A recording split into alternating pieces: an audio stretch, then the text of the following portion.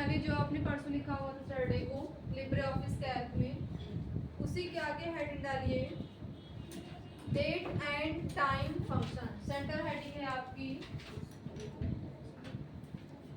Date and time function.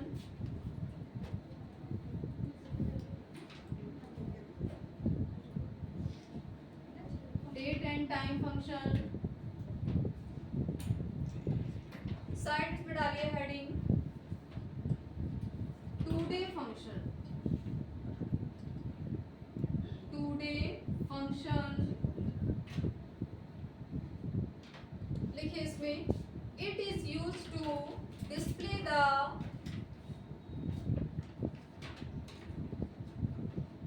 it is used to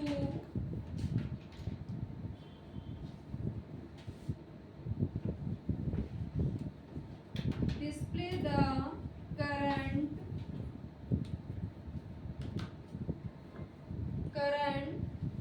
date of the computer। Underline करिएगा current date of the computer full stop. इसका syntax लिखिए equal today bracket open bracket close enter. अब देखिए today function क्या काम करता है, इसमें आपने क्या लिखा है कि it is use to display the current date of the computer.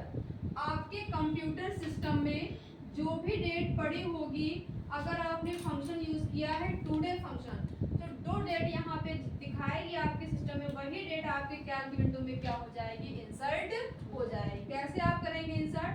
सबसे पहले आपको क्या देना है, इक्वल साइन देना है, फिर क्या लिखेंगे, टुडे लिखेंगे, ब्रैकेट को ओपन करेंगे क्लोज करेंगे, जैसे इंटर करेंगे तो आज डेट कितनी मान लो 21, फिर आपने यहाँ पे लिखा हुआ है 5 कितना 20 24, एंटर कर कितना मिलेगा, आज की डेट वहाँ पे करंट डेट आपको मिल जाएगी।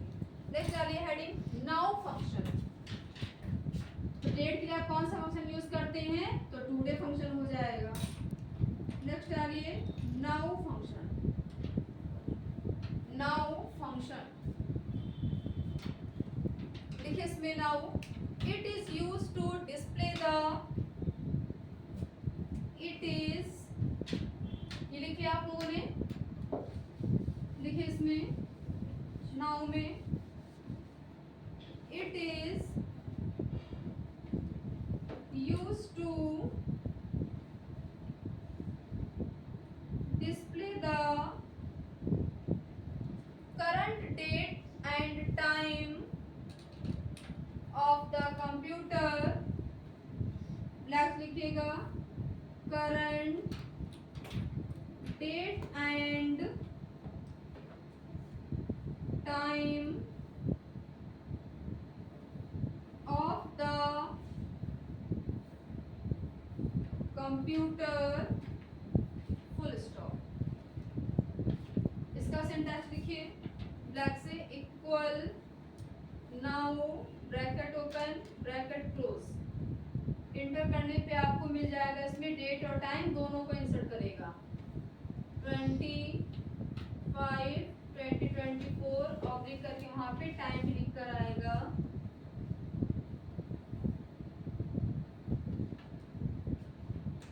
अगर पूछता है कि कैल्क में डेट को इंसर्ट करने का कौन सा फंक्शन क्या यूज करते हैं, तो आपका क्या हो जाएगा, टुडे फंक्शन हो जाएगा। अगर पूछता है कैल्क की विंडो में अगर आपको डेट और टाइम दोनों को इंसर्ट करना क्या होगे, वहां पे नाउ फंक्शन यूज करेंगे। नेक्स्ट आ रही है हेडिंग, सेंटर हेडिंग है logical function. Logical function centre heading डालिएगा logical function.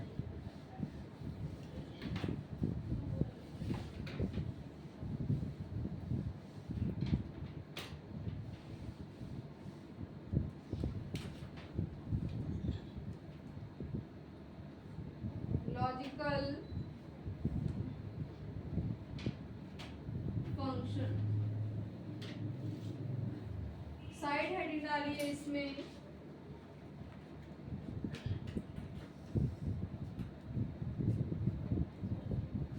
condition, if condition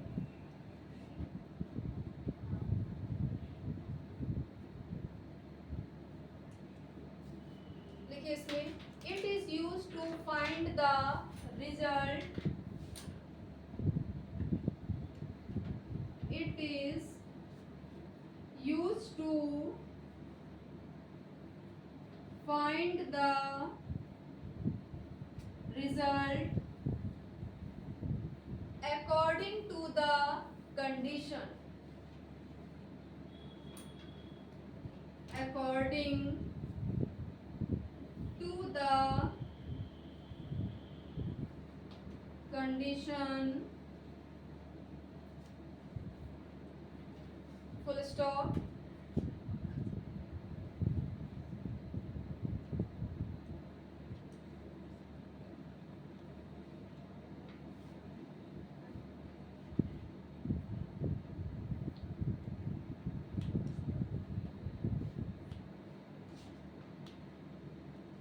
syntax लिखिए इसका,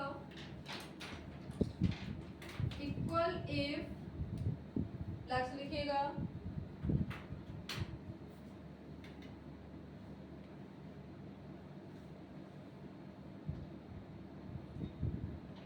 J2 greater than J2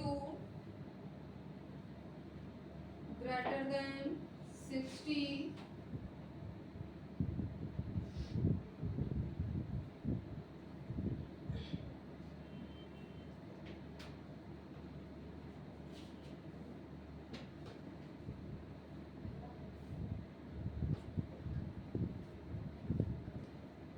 condition आपको देनी है इसमें। अगर उसका परसेंटेज आपको 60 समथिंग तो क्या दिखाएगा, पास दिखाएगा, उससे कम है तो क्या उसका रिजल्ट है वहाँ पे फेल है। तो कंडीशन को फाइंड करने के लिए वहाँ पे आप इन कंडीशंस का यूज करते हो। इसके लिए आप क्या यूज करना पड़ेगा, सबसे पहले आप उसी बच्चे की एंट्री करना पड़ेगा। एंट्री करने के बाद में आपको सम निकालना होगा, टोटल निकालना, उसके बाद आप लगाएंगे इफ कंडीशन। आपको बताएंगे कैसे आपको यूज करना है। नेक्स्ट आगे इसी के आगे अगली हेडिंग है एंड फंक्शन। एंड अब इसको बताया कैसे आपको यूज करना है। एंड फंक्शन लिखिए इसमें, एंड में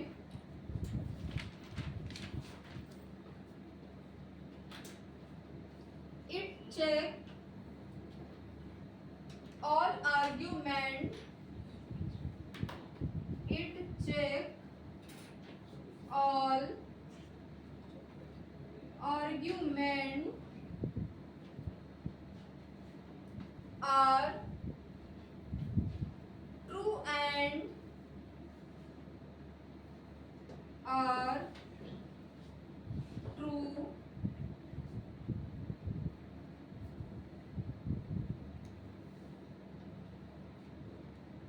are true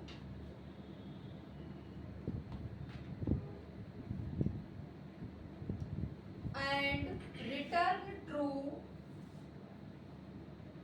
and return true, full stop। इसका लिखिए, उसका लिखिए syntax, equal and 4 greater than 2, 5 less than 6,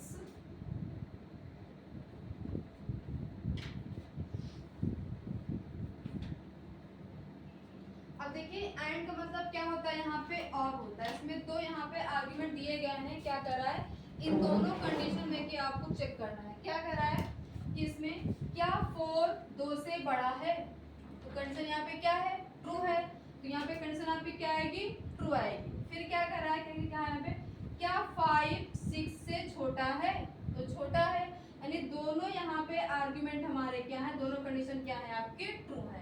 तो एंटर करने पे आपको आंसर हमें कितना मिलेगा, ट्रू मिलेगा। तो आज ये लिखिए पूरा, दोनों कंडीशन लिखिए, दोनों क्या, दोनों कंडीशन को फॉलो कर रहा है आपका एंड फंक्शन।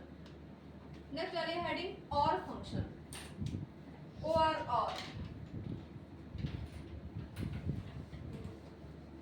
और फंक्शन।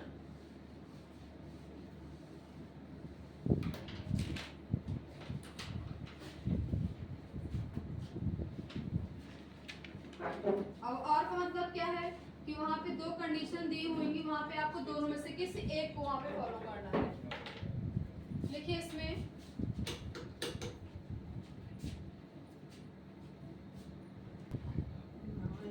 लिखिए और में it check any argument, it check any argument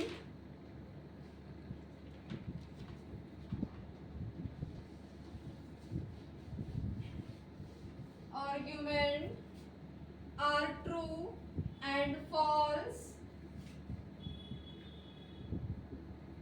are true and false, full stop। इसका लिखिए सिंटैक्स इक्वल और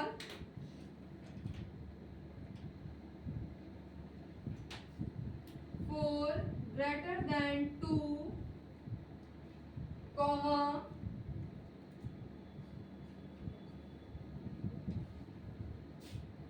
five greater than six, bracket close.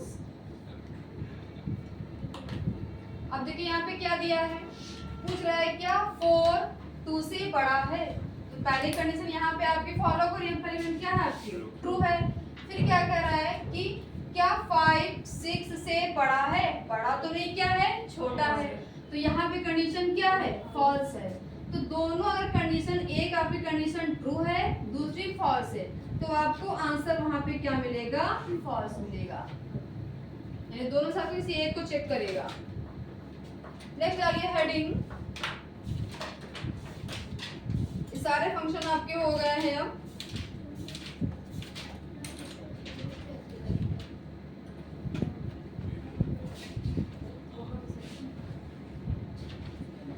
देखिए इसमें फ्रीजिंग पेन्स में whenever you are working, whenever you are working with a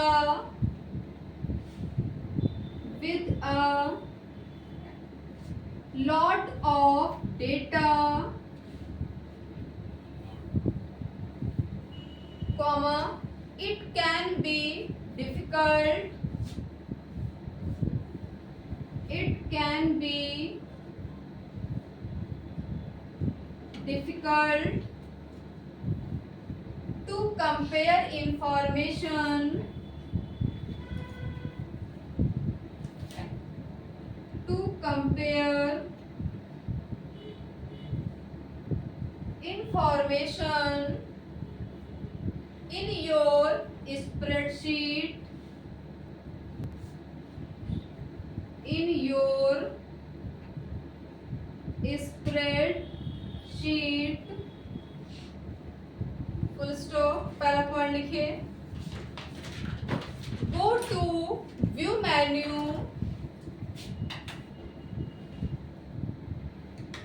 go to view menu, single greater than symbol, select freeze pane, select freeze pane, single greater than symbol, black से लिखिएगा, freeze first column, freeze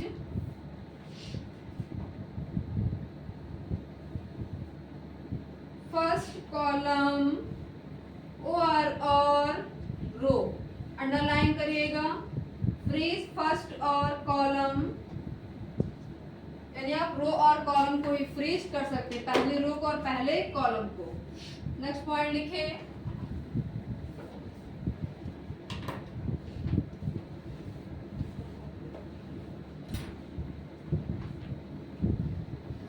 unlock all row and column,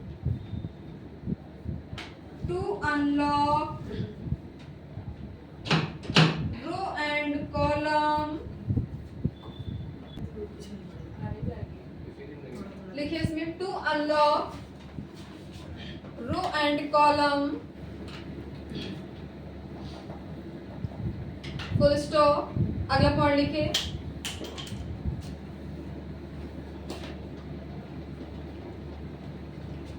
third point लिखिए, go to view menu greater than select freeze, select freeze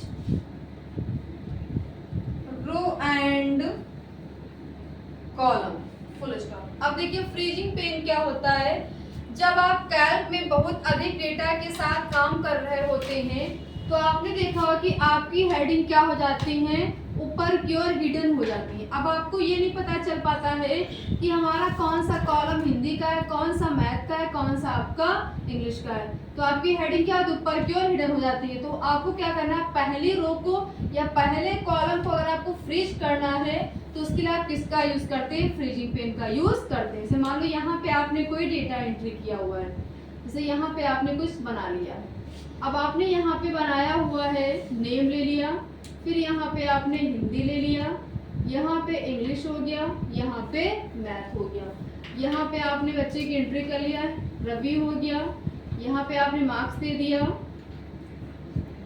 अब क्या करते हैं, जब आपकी पूरा पेज आपका फिल हो जाता है तो हेडिंग क्या होंगी, ऊपर की ओर हिडन हो जाएंगी। यानी हमको हेडिंग नहीं दिखाई दे रही कौन सा हमारा हिंदी कॉलम है, कौन सा इंग्लिश का है, कौन सा मैथ का है। तो हम नंबर वहां पे कैसे फिल करें, तो उसके लिए आपको क्या करना है, इसमें क्या करना है, go to view menu select freeze pane. सबसे पहले आपको, और ये भी ध्यान, पहले रो को और पहले कॉलम को ही फ्रीज करेगा। अगर आप चाहते हो कि हम दूसरी रो कर ले या दूसरी कॉलम को फ्रीज कर ले तो आप नहीं कर सकते। इसलिए वहां डिफाइन कर दिया है कि first row and first row ही आप फ्रीज कर सकते हो। तो सबसे पहले आपको यहाँ पे क्या करना होगा, फर्स्ट वाली रो को हमें क्या करना होगा, सेलेक्ट करना होगा।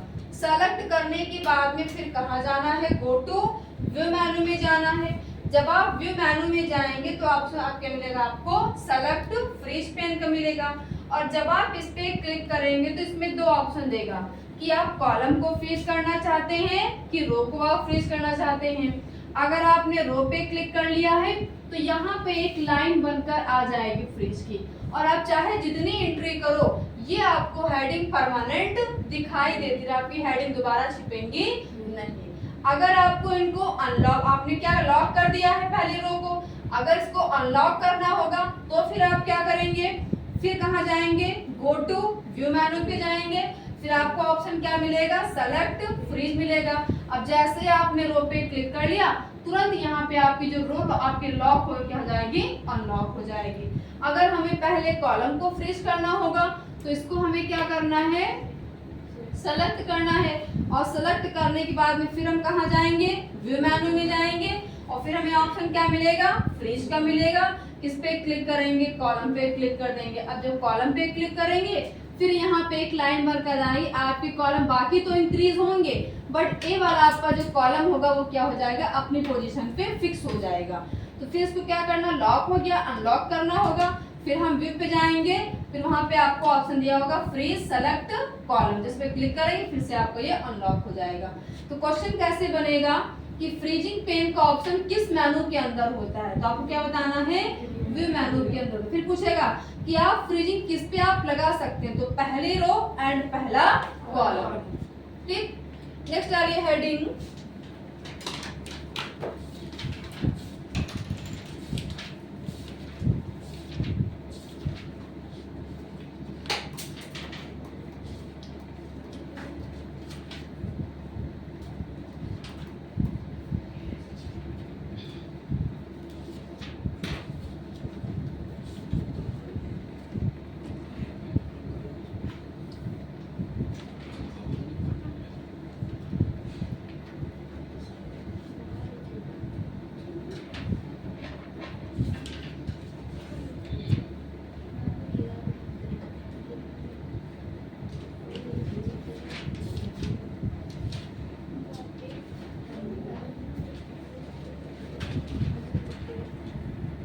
रिफरेंसिंग, सेंटर हेडिंग है, उसी के आगे सेल रिफरेंसिंग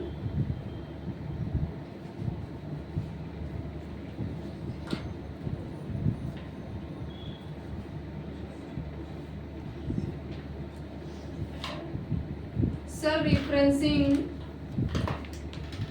लिखिए इसमें cell reference refer cell reference refer to the cell or range to the cell or range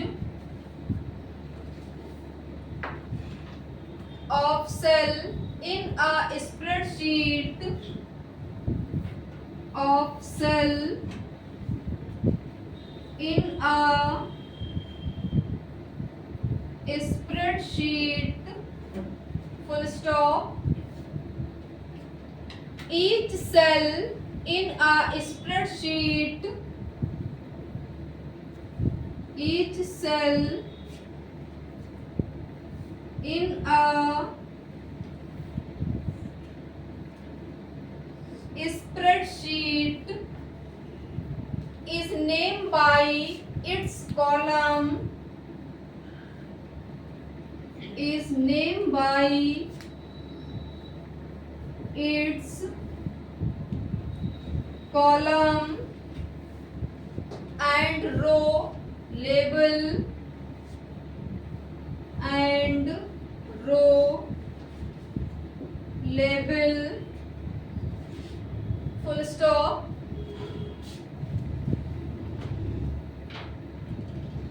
The row label are number. The row label are number and the column label are letter and the column label are letter, full stop. There are three type of cell referencing. There are three type of cell referencing. कितने type की होती है? There are three type. पहला लिखिए, black से लिखिएगा relative cell reference. Second है mixed cell reference. Third है absolute cell reference. Absolute cell reference.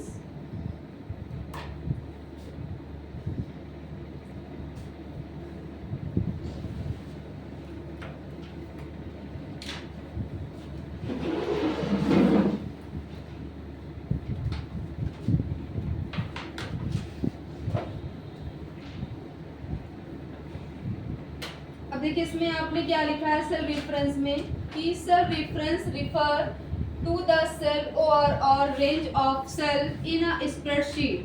यानी स्प्रेडशीट में सेल रेफरेंस किसी भी सेल को या किसी भी रेंज को रिफर करता है. फिर आपने क्या लिखा है कि each cell in a spreadsheet is named by its column and row label.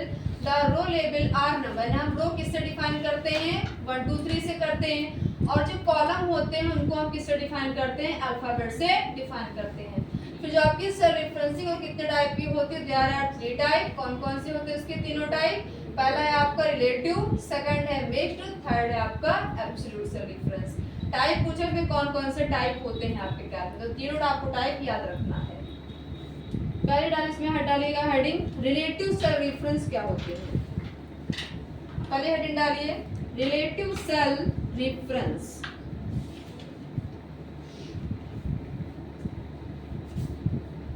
Relative cell reference